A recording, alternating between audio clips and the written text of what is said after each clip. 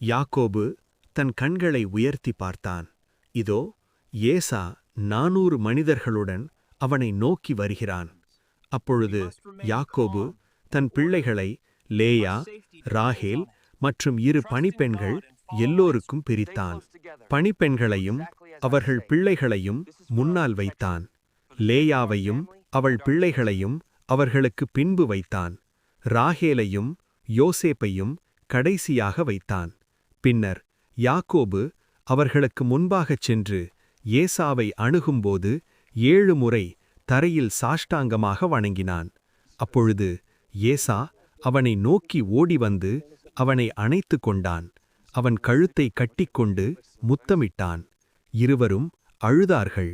பின்னர் ஏசா தன் கண்களை உயர்த்தி பெண்களையும் பிள்ளைகளையும் பார்த்து, இவர்கள் யார் என்று கேட்டான். யாக்கோபு சொன்னான், தேவன் தம் அடியானுக்கு கருணையாய் கொடுத்த பிள்ளைகளே இவர்கள். அப்பொழுது பணிப்பெண்களும் அவர்கள் பிள்ளைகளும் அணுகி வணங்கினார்கள். லேயாவும் அவள் பிள்ளைகளும் அணுகி வணங்கினார்கள். பின்னர் யோசேப்பும் ராகேலும் அணுகி வணங்கினார்கள். அப்பொழுது ஏசா கேட்டான், நான் சந்தித்த அந்த எல்லா கூட்டங்களும் எதற்காக? யாக்கோபு பதிலளித்தான், என் ஆண்டவரின் கண்களில் கருணை பெறுவதற்காக. ஆனால் ஏசா சொன்னான், என் சகோதரனே, எனக்கு போதுமானது உண்டு, உன்னுடையதை நீ வைத்துக்கொள். யாக்கோபு மறுபடியும் சொன்னான், இல்லை, தயவு செய்து உமது கண்களில் நான் கருணை பற்றிருந்தால் என் கையிலிருந்து இந்த காணிக்கையை ஏற்றுக்கொள்ளுங்கள்.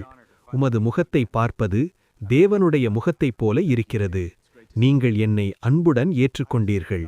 தேவன் எனக்கு அருளிய இந்த ஆசீர்வாதத்தை தயவு செய்து ஏற்றுக்கொள்ளுங்கள். யாக்கோபு மிகவும் வற்புறுத்தினான். அப்பொழுது ஏசா அதை ஏற்றுக்கொண்டான்.